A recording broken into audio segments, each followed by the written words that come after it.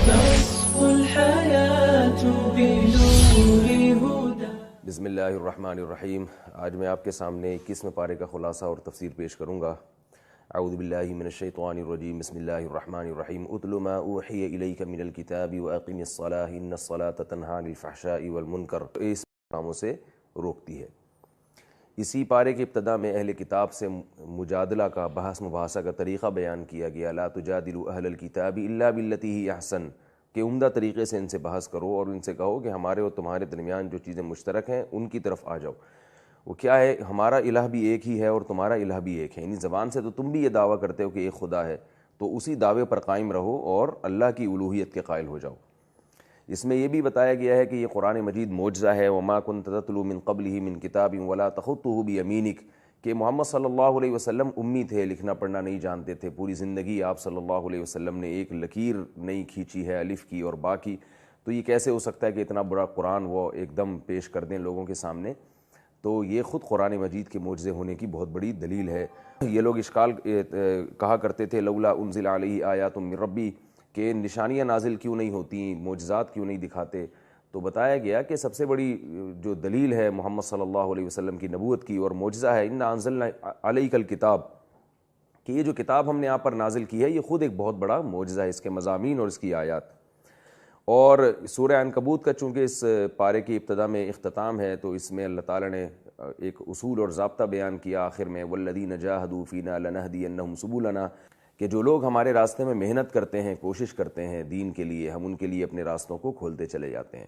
تو آپ دین پر جب آئیں گے ابتدا میں آپ کو مشکلات ہوں گی، لیکن اللہ تعالیٰ آپ کو کے سینے میں کو کھول دیں گے اسلام کے لیے اور ہدایت کے راستے کو آپ کے لیے آسان بناتے چلے جائیں گے.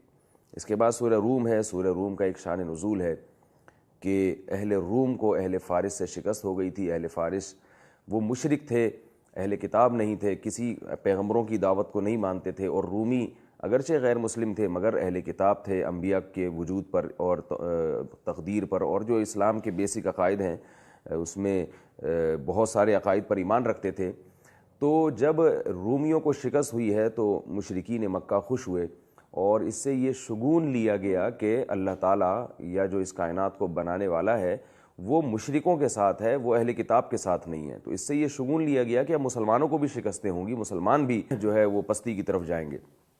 تو اللہ تعالیٰ نے یہ آیات نازل کی، غلبت الروم فی ادنی الارض وهم من بعد غلبهم سیغلبون فی بضع سنین، کہ ان قریب رومیوں کو فتح ہو جائے گی. اور یہ اس بات کی ایک اچھی علامت ہوگی کہ اللہ تعالیٰ ان لوگوں کے ساتھ ہے جو پیغمبروں پر ایمان رکھتے ہیں. تو اس سے فرمایا کہ بنصر اللہ، اللہ تعالیٰ کی مدد سے ایسا ہوگا. اور یفرح المؤمنون، جب مومنون کو پتہ چلے گا کہ رومیوں کو فتح ہوئی ہے تو مومنین اس سے خوش ہوں گے. اس سے پتہ چلتا ہے کہ اسلام اہل کتاب کے زیادہ قریب ہے، اور جو لوگ اہل کتاب نہیں ہیں اور انبیاء کے وجود پر ایمان نہیں رکھتے اسلام ان سے دور ہے.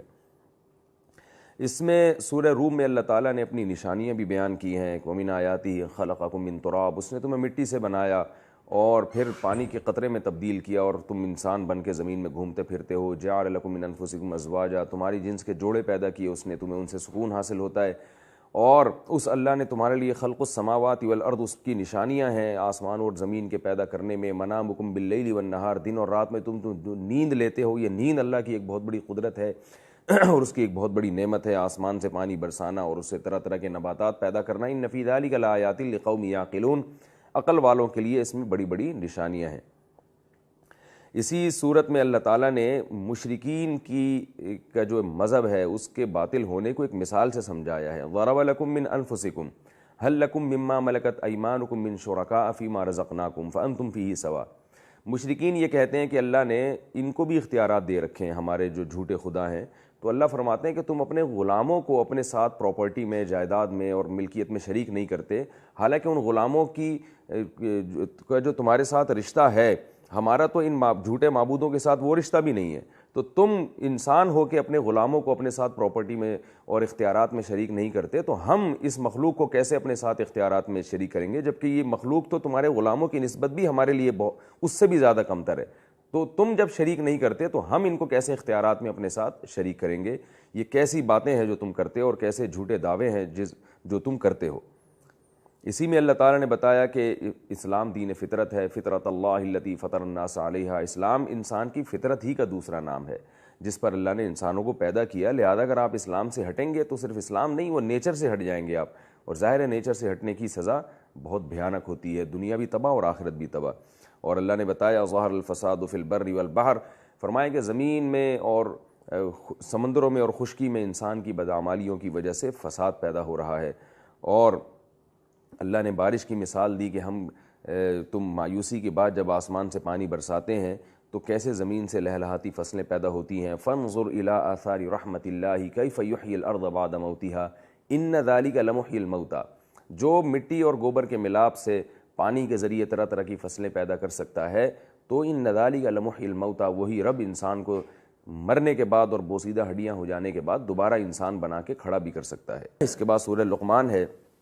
سورہ لقمان کی خاصیت یہ ہے کہ اس میں حضرت لقمان علیہ السلام نے جو اپنی بیٹے کو نصیحتیں کی، چھوٹے بیٹے کو، بہت پیارے انداز میں ان نصیحتوں کو اللہ نے ذکر کیا۔ وَلَقَدْ آتَيْنَا لُقْمَانَ الْحِكْمَةَ أَنِ اشْكُرْ لِلَّهِ وَوَصَّيْنَا الْإِنسَانَ بِوَالِدَيْهِ، اور اسی میں اللہ نے بتایا کہ ہم نے انسان کو وصیت کی ہے کہ اپنے والدین کے ساتھ اچھا سلوک کرے، خصوصاً ماں کے کیا بڑا مجاہدہ ہے، حملتہ امہ وہنا علی وہن، تکلیفوں کے ساتھ وہ بچے کو پیٹ میں اٹھاتی اور تکلیفوں کے ساتھ جنتی ہے اور بہت طویل عرصے تک اپنے بچے کی خدمت کرتی ہے۔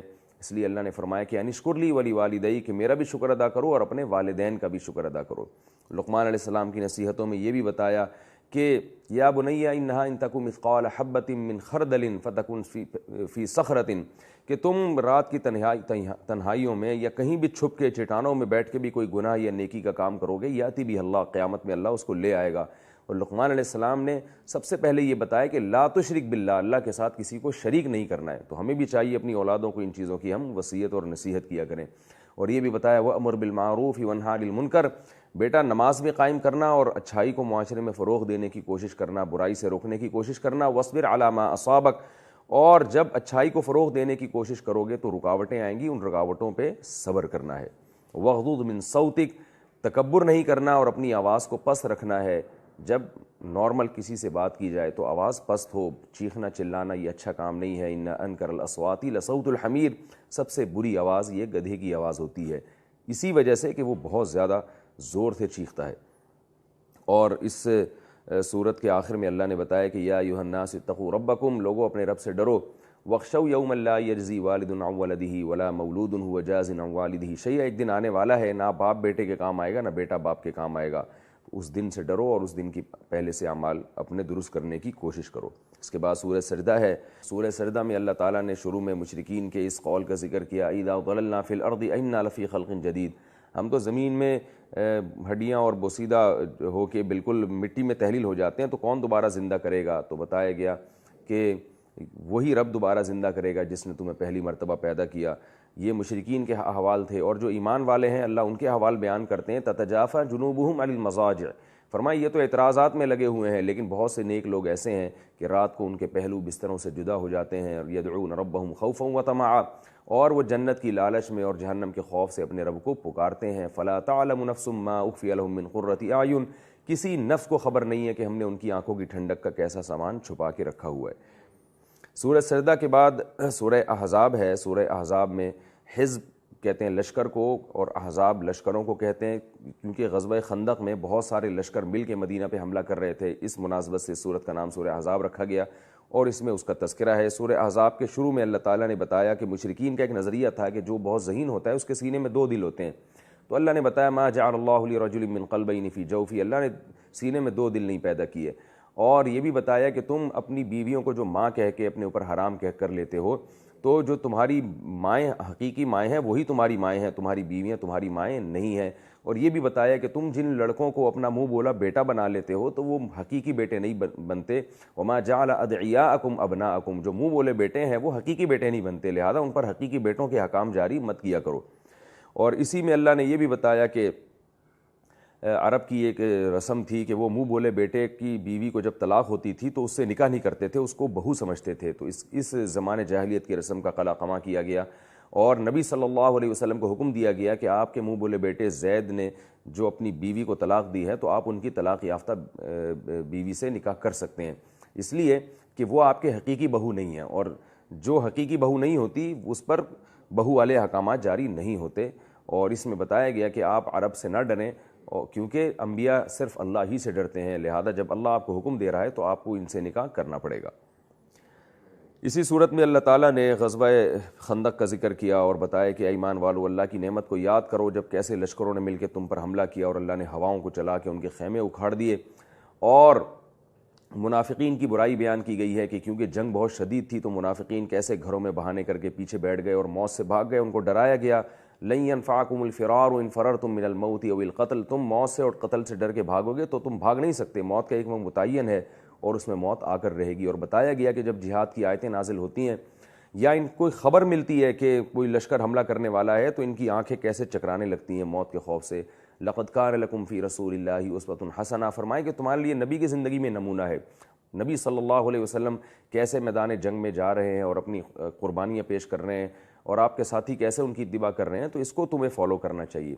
اور ساتھ ساتھ اللہ نے صحابہ کی تعریف بھی کی، من المؤمنین رجال صدقوا ما عاہدوا اللہ علیہ، فرمایا یہ تو منافقین ہیں جو پیچھے بھاگ رہے ہیں، لیکن بہت سے مومنین ایسے ہیں کہ انہوں نے اللہ سے نظر مانی تھی، منت مانی تھی کہ اللہ نے ہمیں دوبارہ جنگ کا موقع دیا تو ہم بہت کچھ کر کے دکھائیں گے۔ فرمایا کہ بہت سے مومنین ایسے ہیں جنہوں نے اللہ سے عہد کیا، اس عہد کو اس جنگ میں پورا کر کے دکھایا ہے۔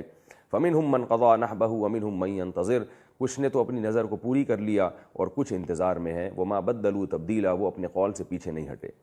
یہ صورت کا کچھ خلاصہ تھا۔ اور آخر میں ایک اہم بات کہ اللہ کے نبی نے اپنی زوجہ کو اس صورت میں حکم دیا کہ اللہ کے حکم پر، کہ اللہ نے فرمایا کہ اپنی ازواج سے کہہ دیجئے کہ تم میرے ساتھ اسی غربت میں گزارا کرتی ہو تو رہنا پڑے گا۔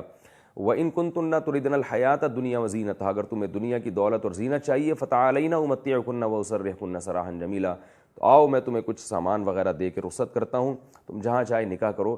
پیغمبر کی معیت میں اگر رہنا ہے، پیغمبر کی زوجہ اگر تم بن کے تم کو رہنا ہے تو اسی فاقہ کشی پہ تمہیں گزارا کرنا پڑے گا اور اس کے بدلے میں تمہیں آخرت ملے گی۔